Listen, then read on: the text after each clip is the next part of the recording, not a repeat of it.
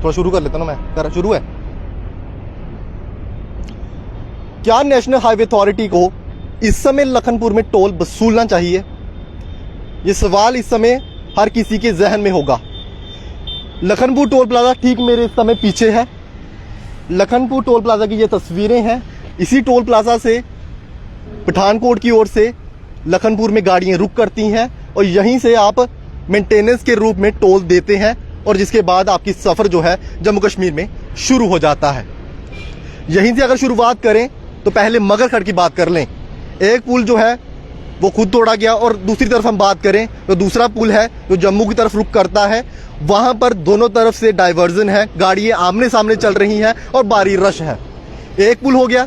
आगे चलते हैं, सहार पुल की बात कर लेते हैं। पिछले 3 सालों से वो पुल जो है वो बैसाखियों के सहारे वहां पर खड़ा है और जब भी थोड़ी बहुत ही बूंदाबांदी होती है वहां पर पुल जो है पहले ही बंद कर दिया जाता है। और पिछले 3 सालों से लगातार उस पुल को मेंटेन करने की कोशिश नेशनल हाईवे अथॉरिटी करती है, लेकिन जब भी बरसात होती है वो पुल किसी भी समय क्षतिग्रस्त हो सकता है, जिसके चलते उसे जो है सुरक्षा के लिहाज से बंद कर दिया जाता है। आगे चलते हैं, राजबाग की बात कर लेते हैं। जो पुराना पुल है, जो 2 दिन पहले वहां पर बारिश हुई जिसके चलते उस दरिया उफान पर था, जिसके चलते सुरक्षा के लिहाज पर वहां पर भी पुल को जो है दोनों तरफ से बंद कर दिया गया। उसी दिन जो है दयालचक में पुल जो है वो पानी के बीच तहस नहस हो गया, क्षतिग्रस्त हो गया, जिसके चलते वहां पर भी दोनों तरफ से गाड़ियां जो है वो बंद कर दी गई। जिसके चलते राजबाग में जो पुल था वो इसलिए बंद कर दिया गया ताकि सुरक्षा जो है वो भी बरकरार रह सके। लेकिन नेशनल हाईवे अथॉरिटी का कमाल देखिए आप, जब मीडिया वहां पर पहुंचा पहले तो दोनों तरफ से लेन बंद कर दी गई थी, लेकिन जब मीडिया वहां पर पहुंचा तो सिंगल लेन शुरू कर दी, क्योंकि इसलिए उन्होंने सोचा कि नेशनल हाईवे अथॉरिटी का भंडाफोड़ जो है वो बिल्कुल वहां पर हो सकता है। क्या आप इन सब बातों के बावजूद भी क्या नेशनल हाईवे अथॉरिटी को आप टोल देना चाहेंगे? कुछ लोगों के जहन में होता है कि टोल हम इसलिए देते हैं कि सरकारें पुल बनाती है और उसे जो है पैसा जो है सरकार को दिया जाता है वापिस, लेकिन ऐसा नहीं होता है। पुल को मेंटेन करने के लिए नेशनल हाईवे अथॉरिटी को जो है वो जो टोल टैक्स है वो दिए जाते हैं ताकि आप यहाँ पर टोल लगाएं और जो वहाँ पर बनाई सड़कें हैं उसे मेंटेन किया जाए। लेकिन ये पहली बार हुआ होगा कि किसी भी राज्य में नेशनल हाईवे जो है पूरी तरह से तबाह हो चुका है, किसी जिले का। इस समय लोग जो है BROs के रोड्स का इस्तेमाल कर रहे हैं। लगातार जम्मू तक लोगों को जाने के लिए 5-5, 6-6 से 7 घंटे का समय जो है वो वहाँ पर लग रहा है। गाँव की तरफ से लोग रुक कर रहे हैं जम्मू के लिए, जहाँ पर उन्हें एक्स्ट्रा फ्यूल जो है वो भी करना पड़ रहा है। भारी रश है, वहाँ पर उनका समय बर्बाद हो रहा है, ये सब कुछ हो रहा है। लेकिन उसके बावजूद भी पहले आप यहाँ पर टोल देंगे, उसके बाद आप ठंडी खुई में वहाँ पर टोल देंगे, उसके बाद जो है आप जम्मू में पहुँचेंगे। ये सभी बातें हैं, लेकिन ये सभी जो बातें हैं कोई नहीं कहेगा, ना कोई आपको बताएगा। लेकिन आज हमारे साथ इन्हीं सब बातों पर बातचीत करने के लिए हमारे साथ समाज सेवक रंजीत सिंह पठानिया है। पठानिया साहब, मेरी बात से मुझे लगता है कि आप भी ताल्लुकात बिल्कुल रखते होंगे। जो हमने यहाँ पर देखा है वो आप भी देखते होंगे कि नेशनल हाईवे अथॉरिटी के जो पुल हैं वो है नहीं है। सरकारों के जो कंस्ट्रक्शन है वो लगातार यहाँ पर जम्मू तक चल रही है। यहाँ पर ना कोई सड़क है, ना कोई डाइवर्जन है, लगातार लेन्स पर दोनों तरफ गाड़ियाँ आमने सामने चल रही हैं, लेकिन इसके बावजूद भी टोल जहाँ पर वसूला जा रहा है। किस तरह से देखते हैं?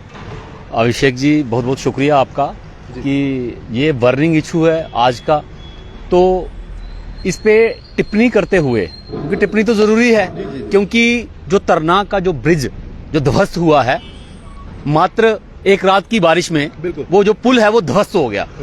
तो कहने का मतलब कि क्या कार्यप्रणाली है हमारे नेशनल हाईवे अथॉरिटी की और क्या कार्यप्रणाली है इस सरकार की कि 12 घंटे की बारिश में एक जो लाइफलाइन है, जो जम्मू कश्मीर की लाइफलाइन है, जो ब्रिजेस है जो लाइफलाइन है, चाहे वो आप डिफेंस के लिहाज से देखें, चाहे वो एजुकेशन के लिहाज से देखें, चाहे वो आप हेल्थ के लिहाज से देखें, चाहे आप कोई और अदर एक्टिविटीज के लिहाज से देखें, चाहे वो फार्मर्स के लिहाज से देखें, चाहे फ्रेश सप्लाई के लिहाज से देखें, यहां से लेके श्रीनगर लेह लद्दाख तक की जो कनेक्टिविटी है, that totally rely on these bridges.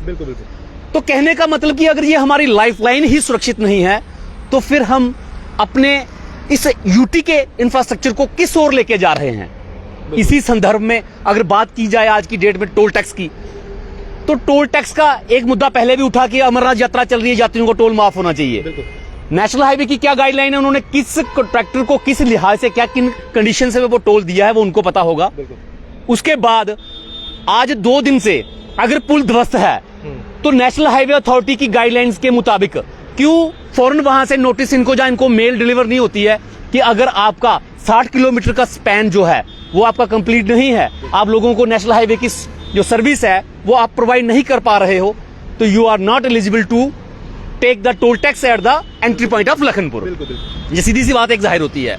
इसके साथ साथ मेन मुद्दे की बात इस टोल को लेके और उन पुलों को, जो पुल ध्वस्त हुआ है उसके साथ साथ आपके चैनलों ने, मीडिया के चैनलों ने 3 साल लगातार, मुझे भी हो गया 3 साल स्टेटमेंटें देते हुए कि सहार खड्ड का जो पुल है वो बिल्कुल बैसाखियों पे है, और उसके साथ साथ जो ऊपर रेलवे का पुल है वो भी बैसाखियों पे है।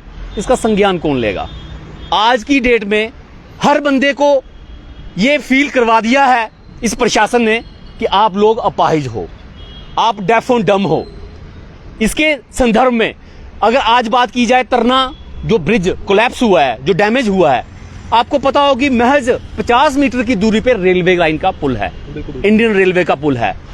महज उससे अगर आप 50 मीटर नीचे की तरफ जाएंगे तो जो नया एक्सप्रेस हाईवे बन रहा है उसके जो कॉलम्स हैं, बड़े बड़े पिलर्स हैं, वो खड़े किए गए हैं। पठानी साहब, आपको नहीं लगता कि जब तक दिल्ली कटरा अमृतसर एक्सप्रेसवे का काम खत्म नहीं हो जाता है तब तक टोल इन्हें नहीं वसूलना चाहिए? क्योंकि नेशनल हाईवे तो बिल्कुल अभी खत्म हो चुका है, गाड़ी वहां पर चलेंगी, उसके बाद जो है यहाँ पर टोल शुरू होना चाहिए। देखिए ऐसी कंडीशंस वो कह रहे हैं ना कि अंधेर नगरी चौपड़ राजा, पूछने वाला कोई है नहीं, क्योंकि गाइडलाइंस जो भी आवाज उठाता है उसको दबाने की कोशिश की जाती है।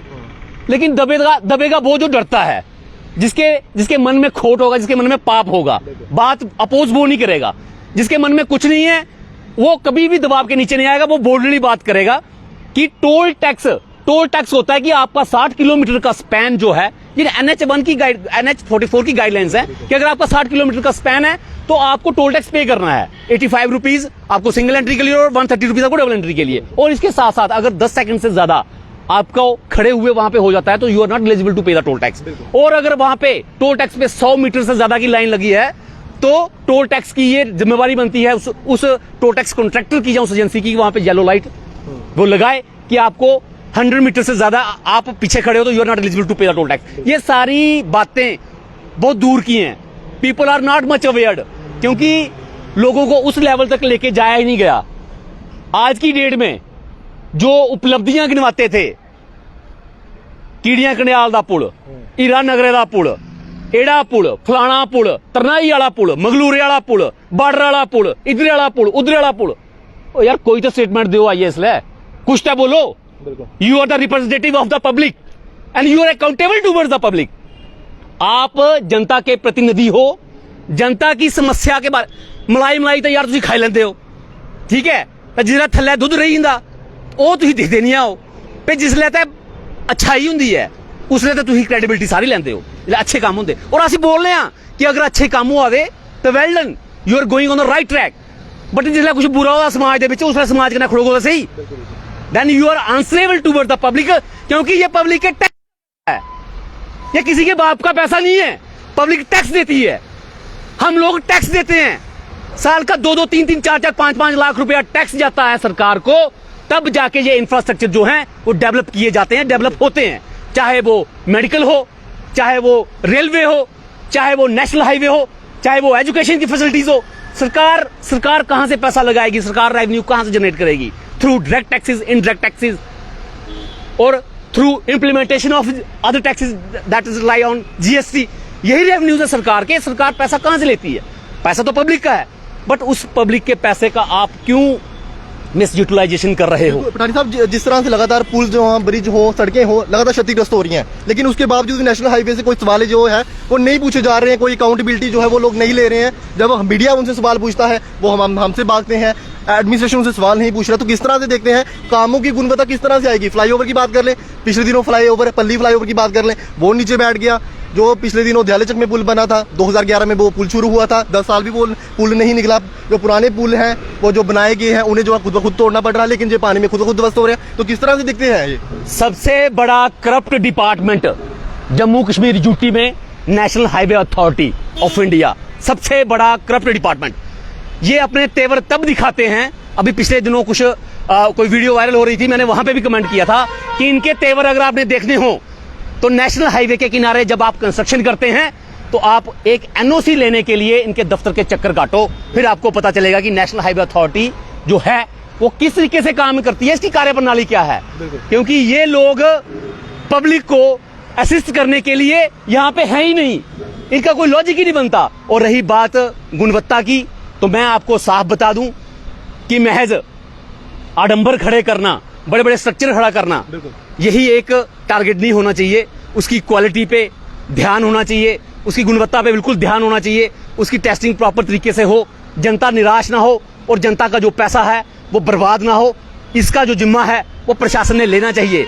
और इसी के साथ साथ मैं इस क्रम में ये ऐड करना चाहूंगा अभिषेक जी आपके चैनल के माध्यम से, ये कौन है सुनील कुमार जोशी वोशी, कौन है ये, कहां से आ गए हैं जिन्होंने ये माइनिंग के ठेके ले रखे हैं।